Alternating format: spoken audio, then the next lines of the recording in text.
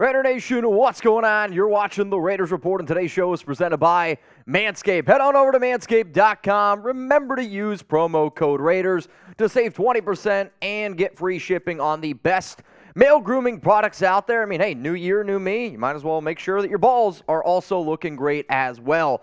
Coming up here on today's show, the main story is around Derek Carr. He said farewell to the Raider Nation. I'll read his quote here in a little bit. Then Derek Carr to the Panthers. I tweeted this out yesterday. Carolina is interested. Then I figured, you know what? If Derek's saying goodbye, we're going to break down his contract. I'm going to give you a wild Derek Carr trade idea. We're going to talk about the Raiders DC Patrick Graham because he is staying, and then the Raiders 2023 opponents. If you're a diehard fan out there, you bleed silver and black, and you want to be able to find a channel that is the best Raiders YouTube channel out there, and that's my personal opinion. Yes, we have the most subs. Yes, we still get the most views. Yes, we do crazy watch parties, but we keep you up-to-date news, rumors, and this offseason is going to be the craziest offseason in a long time, and I think we have a lot of fun around here. So, hit that subscribe button. So, the news that broke this morning was around Derek Carr. He posted on social media, Twitter, Instagram,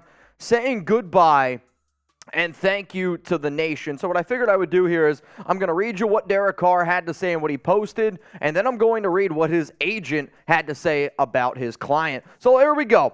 Raider Nation, it breaks my heart I didn't get an opportunity to say goodbye in person. We certainly have been on a roller coaster in our 9 years together. From the bottom of my heart, I am so grateful and appreciative of the years of support you gave to my family and me.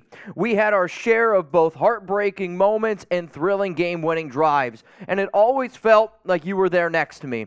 It's especially hard to say goodbye because I can honestly say that I gave you everything I had, every single day, in season and in the off season, excuse me. It certainly wasn't perfect, but I hope that I was able to leave you with more than a few great memories as Raiders fans. Thank you to the city of Oakland for taking us in. Thank you to the city of Las Vegas for allowing us to proudly call you home. Thank you to the organization, my teammates, all of my coaches, staff, and everyone that helped me these last 9 years in those two buildings. Thanks to all of Raider Nation that supported, encouraged, pushed, and uplifted me at different times along this journey. Raider Nation truly is special. I once said, if I'm not a Raider, I would rather be at home, and I meant that, but I never envisioned it ending this way. That fire burning inside of me to win a championship still rages, a fire no man can extinguish, only God. So I look forward to a new city and a new team who, no matter the circumstance, will give everything I have. Winning a championship is what I've always wanted, and I will continue to work towards. God bless you with all the love, DC4. Now, that's what Derek Carr had to say. Here's what his agent said. Derek's tenure with the Raiders effectively is finished. Relationships do end, but as the cost here, a treasure of memories and friendships remain. Along with a very special bond with his fans, these won't end. Teams consistently search for franchise players who invest themselves completely, as Derek Carr did for nearly a decade, maybe even to a fault. That's his true legacy here, much more so that the numerous team records he holds. He always showed up first. He played hurt, and through some tumultuous times, he led from the front and never complained. He will carry a piece of this organization with him always, and that doesn't include the hardware souvenir in his ankle. Now he looks forward to the opportunity to write a new chapter for himself and his career. He's earned it. So this is what I'm going to say here. I am always going to wish the best for Derek Carr. He has done a lot for the Raiders organization. He's also done a lot for the Raiders Report. So show DC a little bit of love, spam DC4. But we also got to get one thing straight. If DC goes to another team after saying that he would have rather retired, that's fine. I am now going to say, Derek, best of luck to you. But if we meet up on Sunday, game day, I hope Raider Nation rides with the nation and doesn't go towards Derek Carr, because nobody is above the shield. But straight up, DC, I do wish you the best of luck. Now, these tweets from Ian Rappaport, they came out before Derek put out his memo saying goodbye to the nation, and this is what Rapp said. Sources, the Raiders will begin the process of evaluating the trade market for quarterback Derek Carr as they prepare for a decision on their quarterback for the future. This points to the possibility of Carr, who holds a no-trade clause and will be part of the process, leaving the organization. time is of the essence, which is why the Raiders are starting now. There is a firm deadline of February 15th. At that point, Carr's $40.4 million in salary over the next 2 seasons becomes fully guaranteed. Any decision on a possible trade would come before then. Now, I put out a video 5 days ago about Derek Carr trade destinations. I have said for a long time that this is going to happen. This is the right thing for DC. This is also the right thing for the Raiders organization to do. So if you want to check it out, I'm going to put that link for you guys in the comments, in the description. Go check out my top Derek Carr destinations for 2023.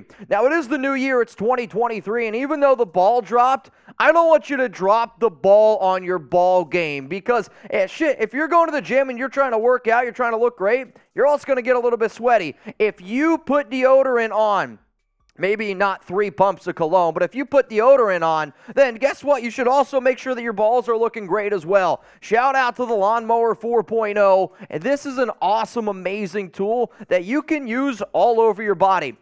There's days that I wish I could show you how well it works. But I don't know if I can do that on YouTube, so you got to take my word for it. Use promo code Raiders for 20% off and free shipping at manscaped.com. Manscaped has been a sponsor here on the Raiders Report for over 2 years. I know what you guys are doing with your black holes. I know. They're just crystal clean, which makes me very happy. And I'm glad that I can share this awesome gift to all of y'all. But it is the gift that I've heard keeps on giving. All the Manscaped products, I promise y'all, the guys out there, you're going to love. And if you're a woman that never know what's to get her man for a gift, Father's Day is a few months away. Manscaped makes a great gift. 20% off, free shipping. Shout out to manscaped.com. All right, so the next topic that we're going to discuss here on the show is, if I told you earlier that Carolina was going to show interest, we are going to talk about the Panthers, and then I'm going to give you a trade idea. Does it involve Carolina? You're going to have to wait to find out. So let's talk about this. Panthers, are they interested in DC? Yep, it's for just win, babies. There was a report that came out from Panthers insider Elias Williams, and he said the Panthers are expected to show interest in DC. If I've learned anything covering in the NFL here around Chat Sports, when quarterbacks become available, there's going to be multiple teams come calling. Last offseason, apparently the Indianapolis Colts offered the Raiders 2 first-round picks. I'm not necessarily sure how true that is because I do think sometimes stuff like that gets leaked out to boost up a player's trade value. What I do know, though, is this, that the Panthers, they've been hella aggressive of late, especially going out and trying to get quarterbacks. And if Carolina is looking for a franchise QB, David Tepper, he's not afraid to do it. He's got the money to spend, and if he believes that they are a quarterback away, because Steve Wilkes has done a good job since Matt Rule was fired. They got some good offensive pieces over there, especially wide receivers, a decent offensive line, but they are in a weak division. However, though, if Tepper's saying we need a quarterback, I'm sure he is about as sick and tired of the quarterback carousel that has been going on in Carolina since 2018. Cam Newton, 21 starts. Sam Darnold, 17. Teddy Two Gloves, 15. Kyle Allen, 13. P.J. Walker, 7. Baker Mayfield, 6. Will Grier, 2. Taylor Heinicke, 1. That's a lot of different quarterbacks since 2018. So if you've already known that this man is aggressive and he wants his QB, go out and try to get him, right? I mean, that's something that we absolutely have to keep in mind. Now, the reason why I do think a trade to Carolina could happen is because franchise QB, but you have the number 9 overall pick in the 2023 NFL Draft. I get it. You never know with quarterbacks. You can find a franchise QB later on. It happens all the time. But if you're sitting there and you're like, all right, well, Bryce Young, he's probably going to go in the top 3. C.J. Stroud, he's not going to make it till 9. So what, you're going to go with Will Levis? You're going to go with somebody like Anthony Richardson? It's a coin flip. Or you're going to trade up. Or you can go out and get a guy like Derek Carr. So my take is this. When you think about Tepper and his aggressiveness, I don't see a franchise quarterback being there at 9. So now you're like, all right, if he's not going to be there in the draft, what about free agency? Free agency obviously happens before the draft. There's not many great quarterbacks out there hitting the free agent market. Tom Brady, as you know, I've said for a long time, and I said it all the way back on December 8th, there's a better chance that Tom Brady is the Raiders starting quarterback in 2023 than Derek Carr. Oh, man, did I get flamed for saying that. But that's my job here, to give you my honest opinion. So when you talk about the trades that Carolina has made of late for quarterbacks, let's first talk about Sam Darnold. They gave up a 6th-round pick in 2021 and a 2nd and a 4th rounder in 2022 to get Sam Darnold. Yikes. Well, then Sam was a little bit, iffy here and there. So then they're like, all right, well, let's try to roll the dice with Baker Mayfield. They didn't give up a lot to get Baker, but they did take on his contract. So what I'm going to say is this. If they already showed you that they're willing to give up a lot of draft capital for Sam Darnold, and if they're already showed you that they're willing to take on a contract that some people would say is not that great, well, you're in that exact same thing with D.C. There's a lot of people that would be like, well, paying Derek Carr $32.9 million next year, overall value of 3 years, $121.5 million. That's a lot of money for D.C. Okay, well, they kind of already paid Baker Mayfield for what he was at the time, and Darnold, I'm sorry, Derek Carr is an upgrade over Sam Darnold. What about Carolina quarterbacks drafted since 2019? They tried to get Matt Corral last year in the 3rd round. You tried to get Will Grier in the 3rd round. I do like Matt Corral. At least I did.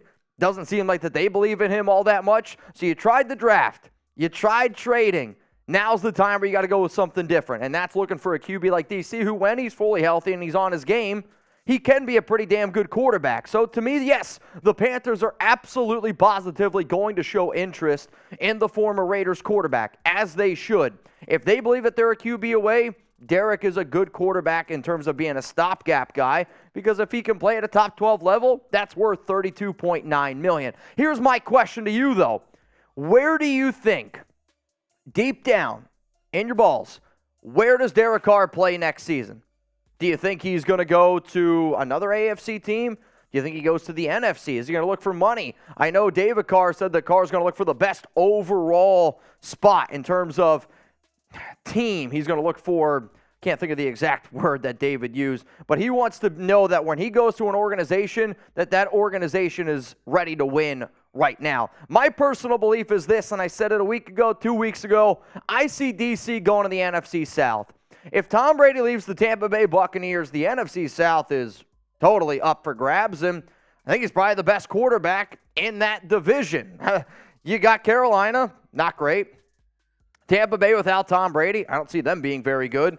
The New Orleans Saints, we'll see what happens there. And then you got the Atlanta Falcons. So I've always said that I see him going to the NFC South, but on top of that, not only do I think he'll play in warm weather games, which by all accounts he absolutely should, I would imagine he wants to play in a dome. And the Saints have been my pick for a long, long time now. Yes, Dennis Allen and Derek Carr, they were only together for 4 games together back in 2014, but there is some continuity there. The Saints, they have a good defense. DC has never had a good defense. In fact, the Raiders, when Derek has been the quarterback, have never had a top 20 defense in terms of points allowed.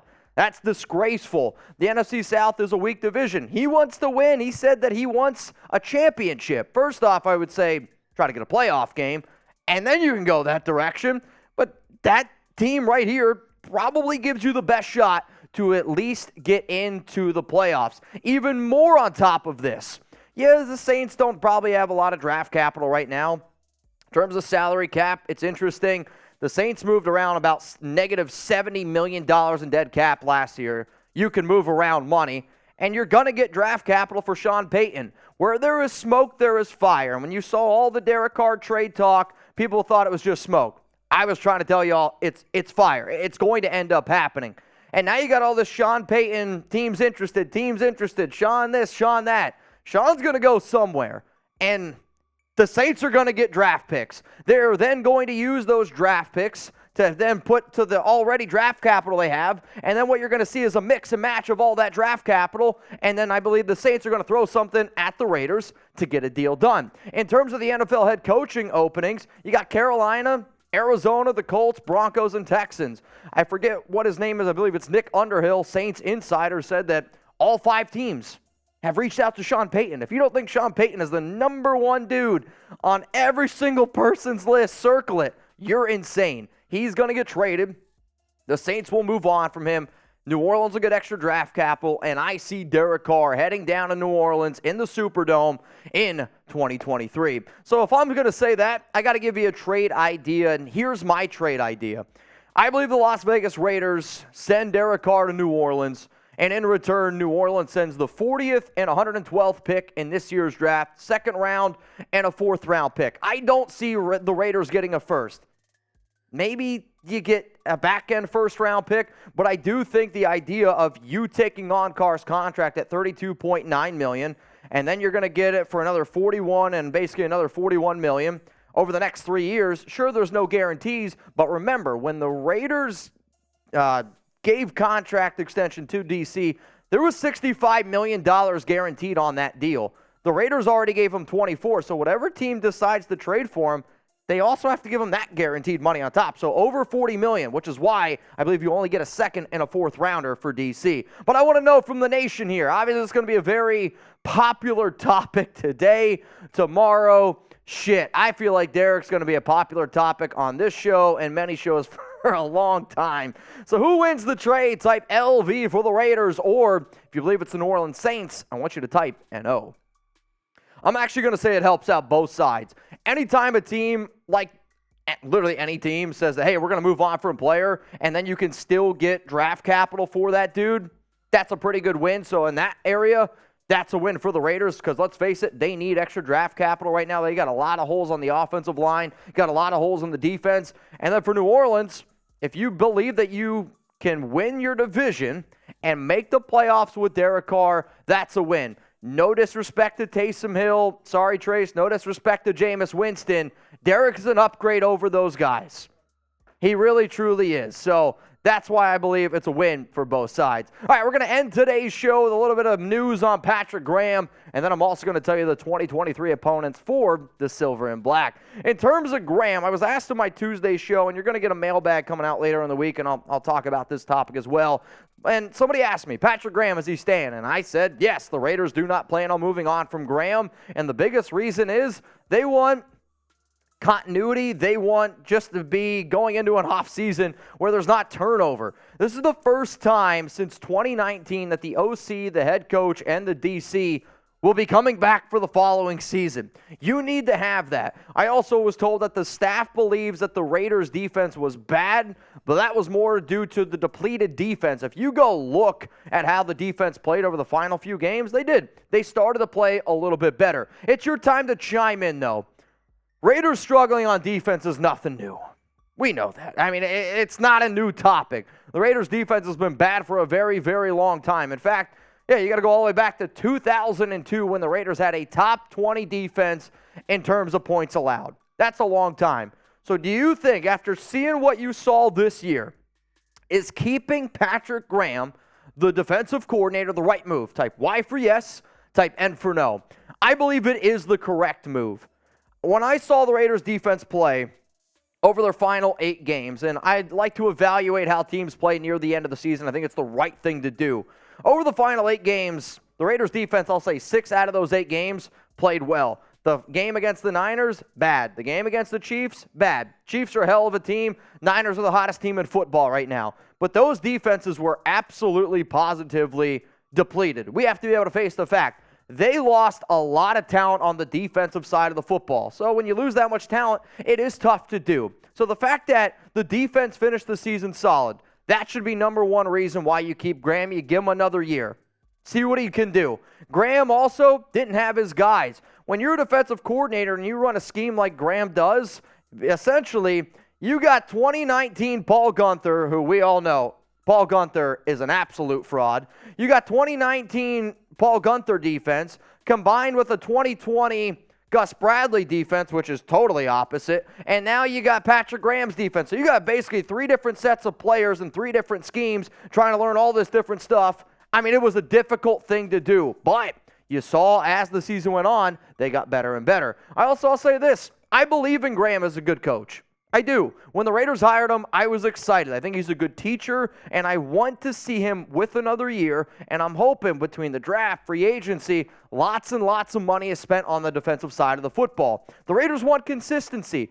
A lot of good NFL teams out there, a lot of good organizations, jobs. If you got a lot of turnover at a job, it's usually a bad thing. So finally get a little bit of consistency, and then the final reason is this. If you fired Graham, I think that is a bad message sent to your team, your staff, players, fans, because if you don't fire McDaniels, how can you possibly do that to Graham. You got to keep all the guys. If one guy's out, then all of y'all should be out because that's how much of a disappointing season this was. So those are my 5 reasons why I do think keeping Patrick Graham is the right thing for the Silver and Black. Now, we are going to end today's show with the Raiders' opponents. The schedule won't come out for quite a few more months. But home games, obviously, Denver, Kansas City, Chargers, no changes there. New York Jets, can't wait for that one because every time the Raiders play the Jets, it's an interesting game. Dad, I'm looking at you. Green Bay Packers. We're going to have the New England Patriots again, the Minnesota Vikings, the Pittsburgh Steelers, and then the New York Giants. In terms of the road games, Chicago, Buffalo, the Miami Dolphins, then the Detroit Lions, and the Indianapolis Colts. Those are the Raiders' 2023 opponents. I appreciate everyone that stayed tuned. It was a little bit of a longer show, and I kind of anticipate trying to do longer shows going forward, or we've even been talking about here about doing 2 shows a day because y'all have absolutely earned it. So if you made it this far in the video, I want to know where my real ones are at, so spam RO4L down in the comments.